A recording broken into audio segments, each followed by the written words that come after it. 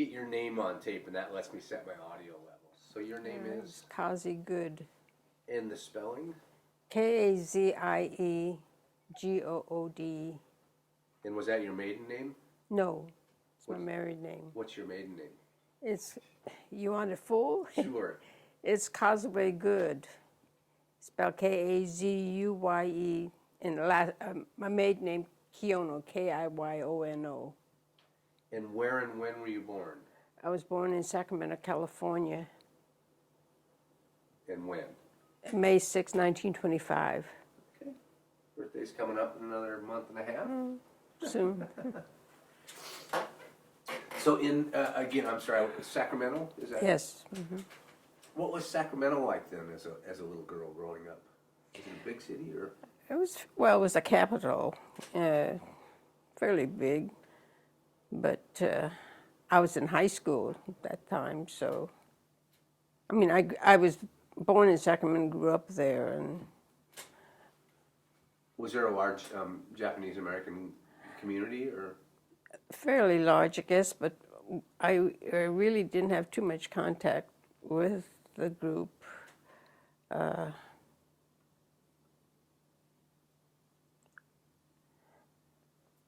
The bulk of my time was spent within the American school system. I did attend Japanese school after school, which I hated because it meant that, you know, I had to give up time from other school activities, regular school activity. But I have no complaints at that time. The Japanese school, was that run by Japanese American citizens? No, it was just a private school run by a lady, a friend of ours. She had a number of students that she got together and taught us to read and write in the language as much as possible. But you missed out on the fun things. Yeah. Well, it just was not that important to me. What did your dad do? My father had a store, and my family actually did not emphasize anything Japanese in that his view was that he's come here to settle and we're part of the society, and it was important for us to be Americans and adhere as much as possible to all the laws and etc. of this government. And so they never stressed any of the cultural or Japanese government. It just meant almost nothing to me. Are you Nisei then? Yes, I am. Okay. Mm-hmm. So I wonder how your father decided, because to me that's always amazing to think of somebody leaving a country, going to another country, learning a whole new language and... Well, he came because, I guess, like many people, there were no opportunities in Japan, and he came here to settle, and our family was here, and it was important that we grow up as Americans, and he stressed that quite a bit. So. How many children? I have 2 brothers and a little sister. And where do you fit in the... I'm the third one. My 2 brothers are older, and I have a younger sister. Do you remember as a little girl what you wanted to be when you grew up? No, I can't think of anything. My mother always said I should be a teacher because I always had my nose in a book, and I thought, no, if that's what she wants, I want something else. But I ended up being a teacher in the end. Oh, is that right? I guess your mom knew best, huh? Well, I guess. It's interesting because, you know, kids were kids. You were playing, you were having fun. Yeah. You know, who wanted to worry about growing up at that? What do you remember where you were when you heard about Pearl Harbor? Yes, I was visiting a friend and was shocked because I had never thought about the relationship as far as Japan and America was concerned. It was something that we never talked about.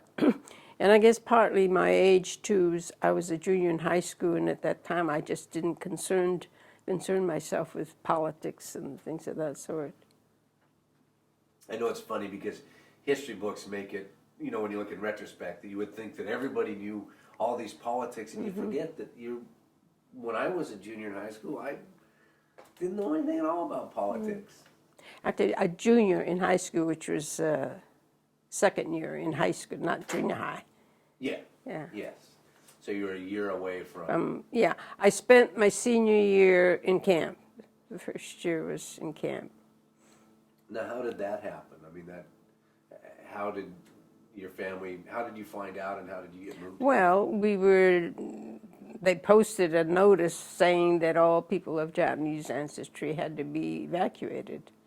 So that's how we found out. We heard rumors after Pearl Harbor. We were told that, you know, we could be put in concentration camp, etc. But we told our parents, never. It just could not happen, because we were at least thoroughly indoctrinated as far as citizenship was concerned, and it just couldn't happen as far as we were concerned. But it did. So It's interesting because, again, your father moved here because he wanted to live the American way of life, and people are people. And it sounds like for you growing up, you didn't even really think in that way of, oh, I'm Japanese and they're not Japanese, or Japanese American. And no, we didn't think a whole lot about it. In high school, all my friends were Caucasians, but I did, in school we had all races, and it just never occurred to me that we were different or you know, there should be any conflict. now, as a junior in high school, a lot of the young men decided to go into the service. Junior, senior, a little bit older. Was there any consideration on your point in going to the service, or because you went to camp that took that away? Well, my brother, my two brothers left camp the first opportunity. The one that was opening for farmers, farmers needed help, so the older brother went out to work picking something. I don't know. He never worked on a farm before, but it was his chance to get out. My second brother left camp to attend school. The government had the NRA program, and they left with a tremendous amount of fanfare. He was interested in planes, and this NRA program was for mechanic, to learn the mechanic's engine, etc. And this was his opportunity. So he signed up for that, left camp, and was in school 1 week, and then they were out because there was a racial conflict. The students threatened a riot. So for their own protection, their own safety, they they were more or less forced to drop out of the program. And my brother, at that time, the government started the program for the 442 Infantry, and he enrolled immediately. He was ready to, in fact, go right after Pearl Harbor because he was so upset by what Japan had done. So anyway, he enlisted and fought in Sicily, France, and Italy, and was involved in all the war. So what did you end up doing during that time? Well, we stayed in camp. My dad decided right after that incident that he would just sit out the war because he didn't know what was going to happen. He felt the outside was not a safe place because of what my brother had gone through and all the rumors that were circulating. So we stayed there in camp for a while, and then it got to a point where the camp was more dangerous than outside, in that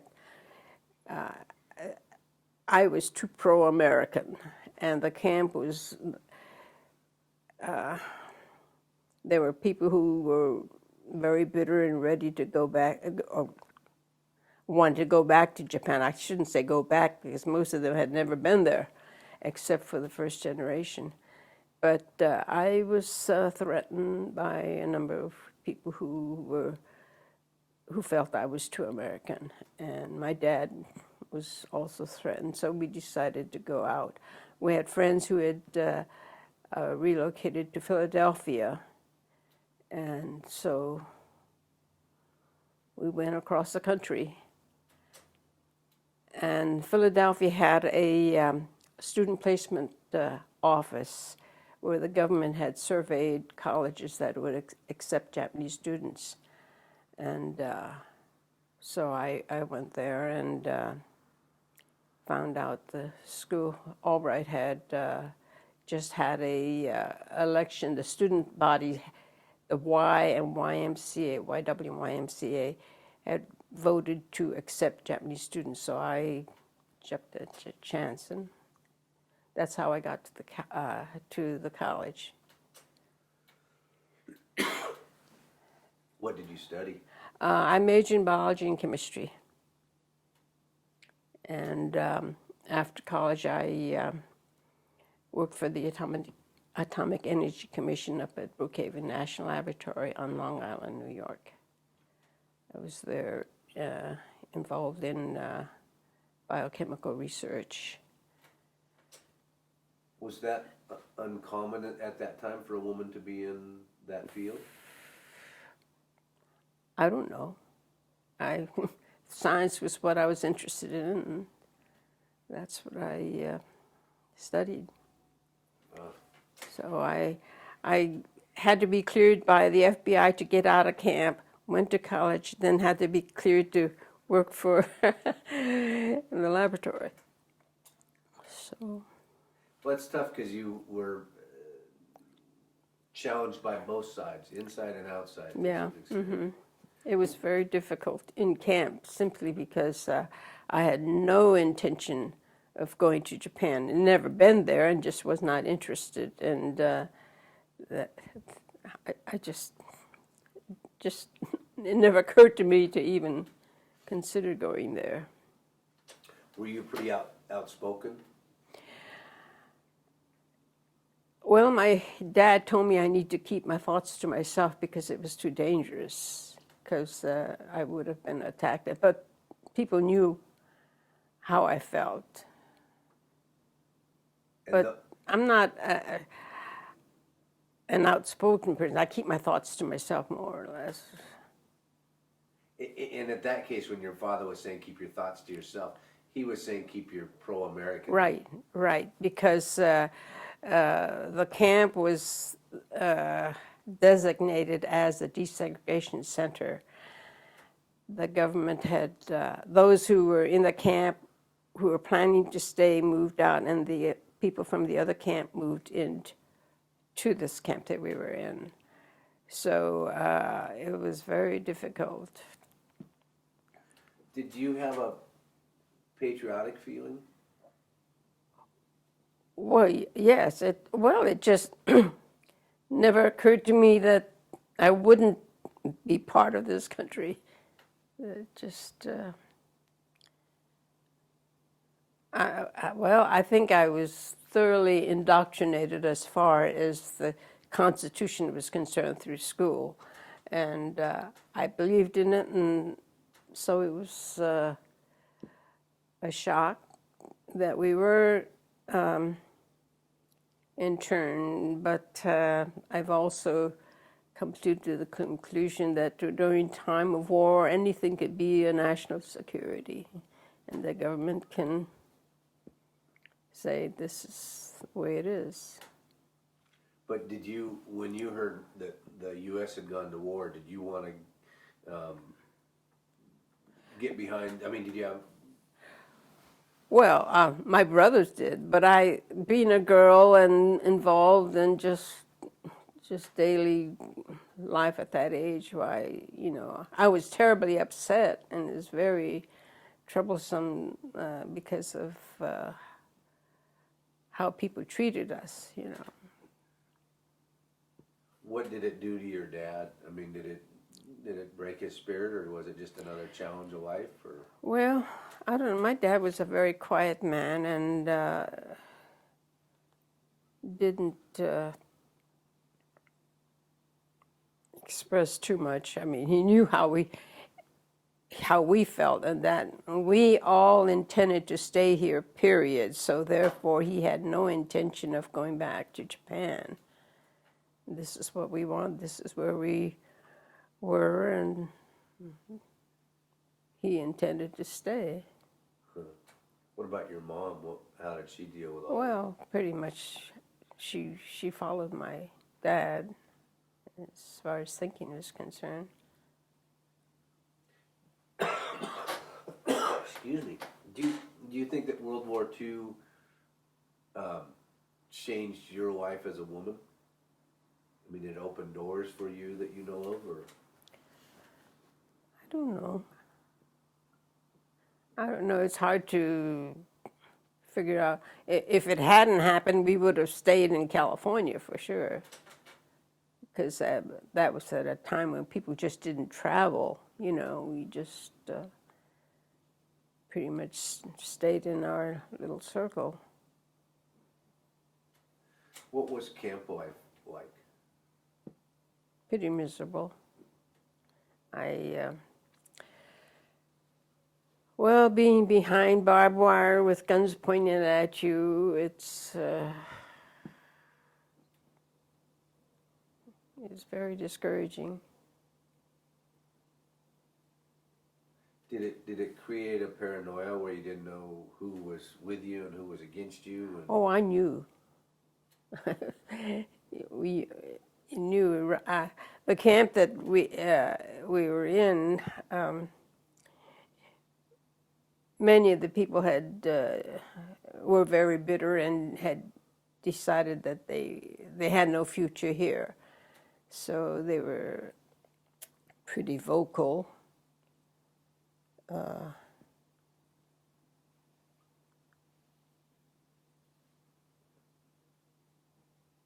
It was very discouraging, very difficult, and that, well, I guess mainly because I had no intention of going to Japan. I mean, this was my country, and this is where I grew up, and I just had nothing else to go on, really.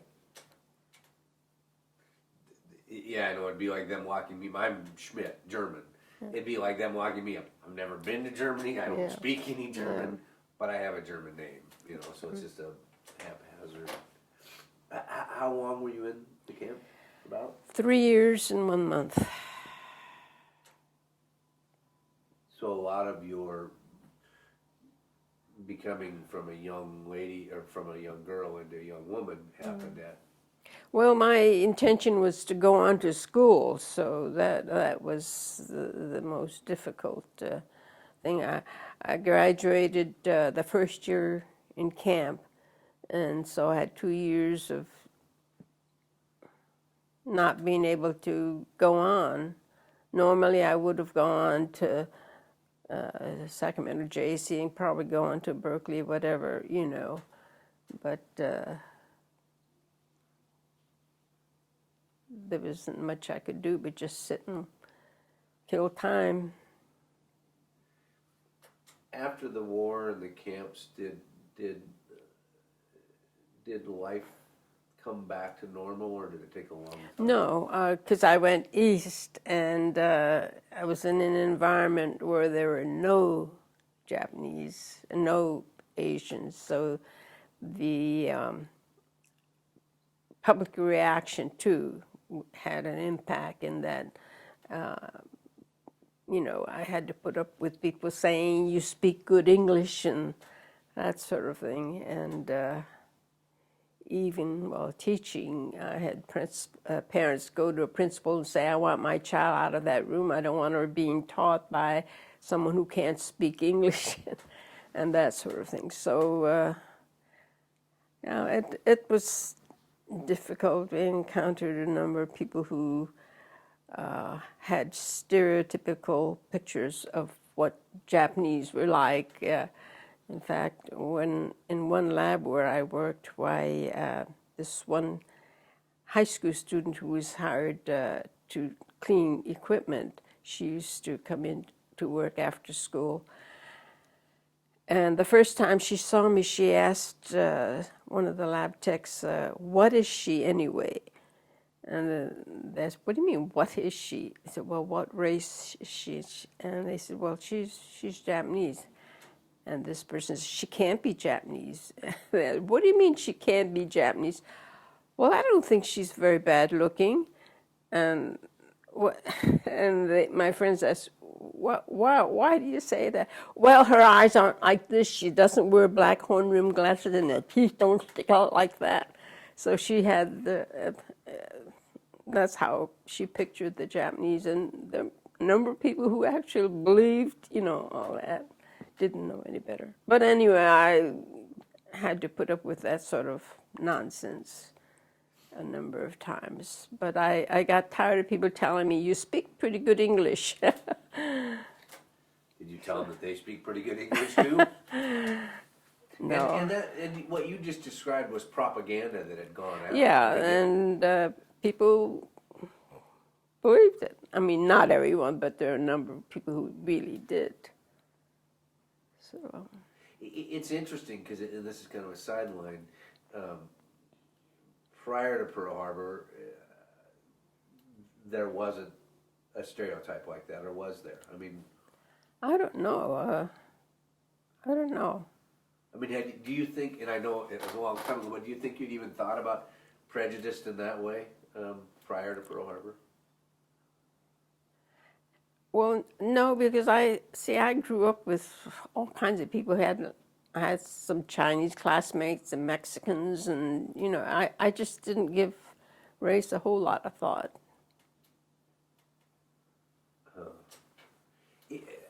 So how long do you think after World War II it took, or has it? I mean, that for things to get back to where you were as comfortable feeling as you were prior to? Well, you learn to put up with a lot of things. And I think it was most difficult for my parents because we lost everything, absolutely everything. So they had to start all over. And for my parents, like my dad was in his 60s, and for them to go completely across the country where they knew no one and all that, it was very difficult. Was there any relocation help? I mean, the government Well,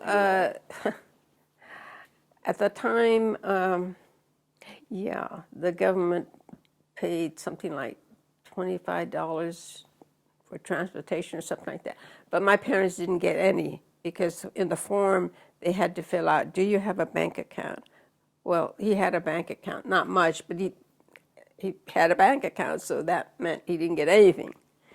So no, they didn't get any help. Wow. So we got transportation across the country. That's it. Yeah, here you are now going Yeah. figure out your own. What? And you said your father had a store. Yeah. What, a grocery store? Or Yeah, just a little store. But they lost all of that. Oh, yeah.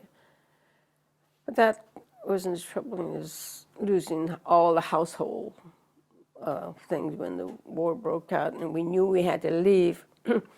People just came in and, I'll give you $1 for that and 50 cents for that and all that. That's how it went. And I remember we got $1 for our refrigerator, and my bed went for 50 cents, and our car went for $5, and so everything was a total loss. Wow. I can't imagine. I mean, it's hard for me to get in the mindset of because you were 16, 17 years. 17. Were you too young to really understand what was going on, or was it one of those ones where... Oh, I understood, but Well, the Japanese have an expression that says "shikataganai." You can't help it. You just, that's the way it is. And I know I have two daughters, and I didn't talk about the internment until I felt they were old enough to understand. And even they couldn't understand. But they, my youngest one says, well, why did you do that? Why didn't you protest? This was back in the 60s when the kids were all protesting. And my explanation was, when there's a gun pointing at your head, you don't protest. You just go. There are few, of course, who refused to go. They've been the test cases. But I was not of that caliber, and at an age where everyone went. I mean, there wasn't a whole lot we can do. And I assume your mom and dad were probably also saying. Oh yeah, that's those are orders. Which I assume is kind of a dilemma too, because it was orders coming from this government that you're a part of. Mm-hmm. But yet it was orders against you. Yeah, well, I guess that's war. It doesn't make any sense at all. But because wasn't a lot of the argument they'd always say, "Oh, we're protecting you."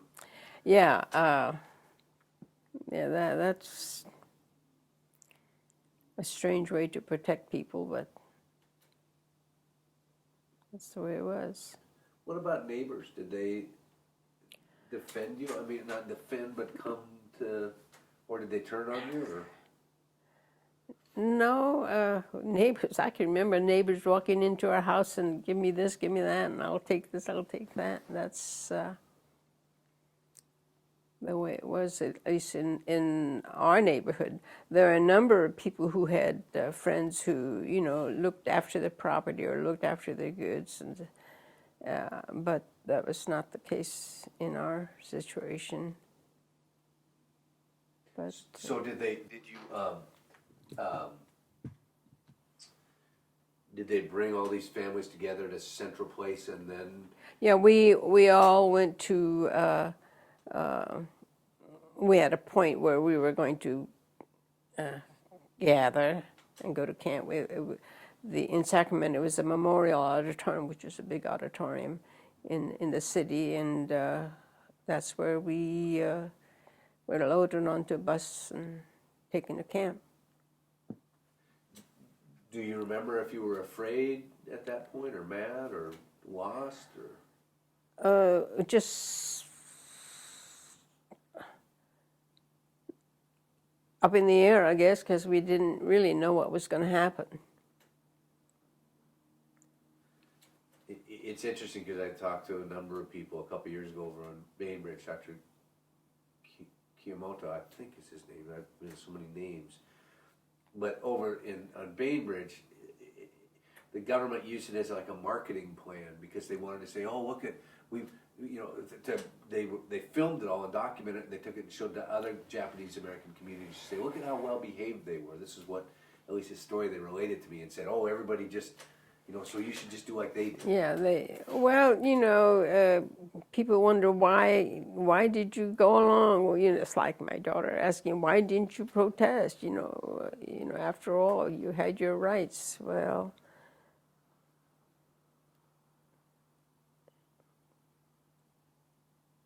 we really didn't have our rights. But during time of war, or when the government says you're going to go, you go. Looking back, do you try to think whether it was right or wrong, or is that just not a thought process? It was definitely wrong, but it's a situation where we had to accept. As I told my daughter, when the soldier is there with guns and bayonets, you follow orders, and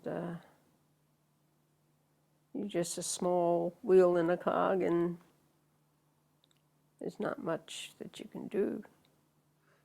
hard part for me to imagine is now you've been let down by your country, but yet your brother signed up and went into the 442nd. Well, he was a super patriot. He just felt Japan was wrong, and he had to do everything he could to defend the country. Yeah, he was very, very upset. He was older for one thing, so you know, perhaps his feelings were more advanced. I don't know.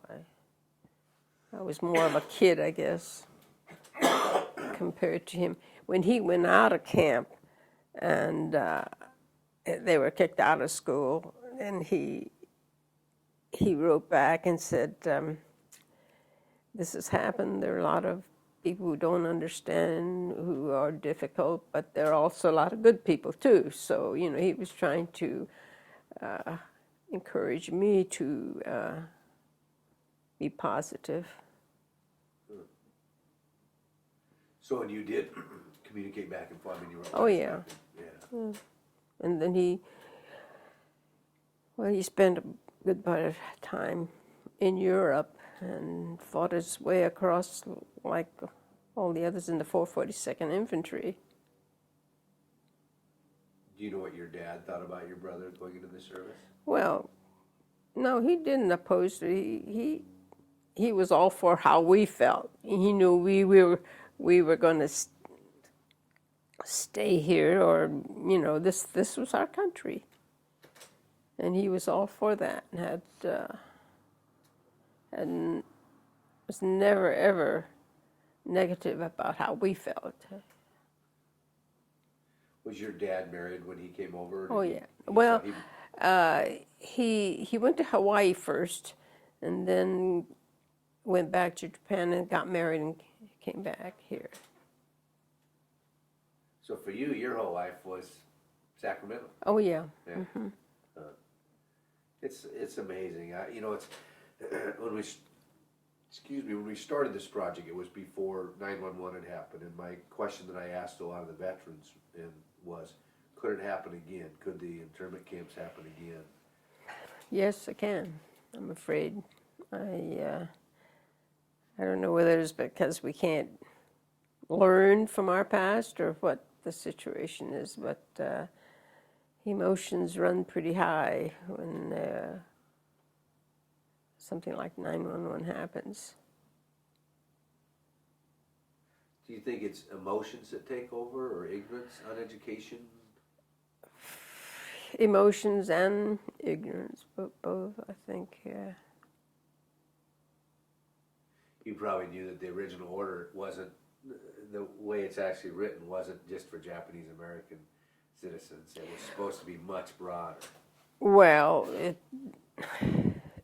it impacted the Japanese period. Not like the Germans and the Italians were not affected, or at least I know some of them were picked up, few compared to the Japanese, but I never thought about why isn't it happening to the Germans and the Italians. That never occurred to me. But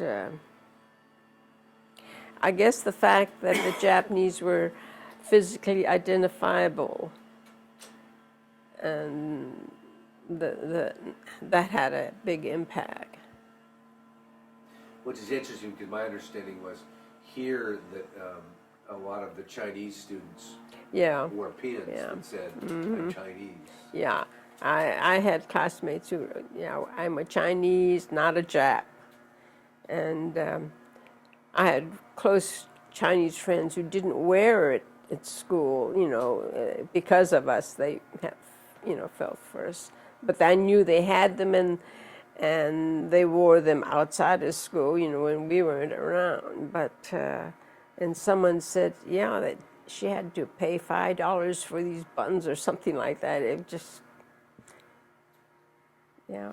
Was there anything good that came out of it, in your opinion? Well, I survived.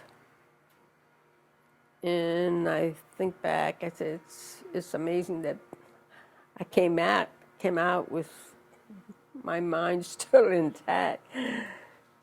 But there were a lot of things that happened that it was just amazing that so many people survived as well as they did. I know when you describe your dad being in his 60s and having to start his life over, Yeah. basically. That was very difficult. And he died at a fairly young age. Well, he was barely 70, but he died of lung cancer from smoking more than anything, because I don't even remember a day that he didn't smoke. But that was back then when, people weren't warned. Everybody smoked. Yeah. Well, thank you very much. That wasn't bad, was it? No. It's important that this story be told.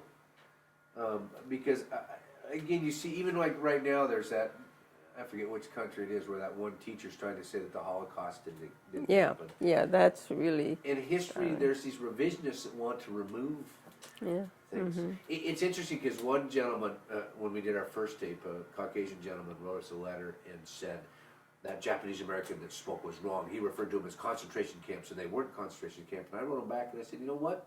That gentleman was there, and that's what he experienced. So, Yeah. all right, let me get you unmiked.